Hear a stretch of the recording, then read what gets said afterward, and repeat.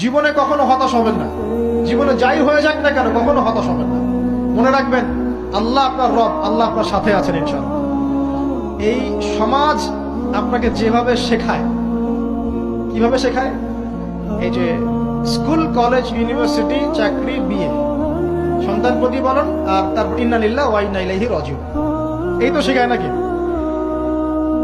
সবসময় মনে রাখবেন যে আল্লাহ রাব্বুল আলামিনের পরিকল্পনাই আপনার উপরে সবচেয়ে বেশি অগ্রাধিকার যোগ্য, সমাজের পরিকল্পনা নয়।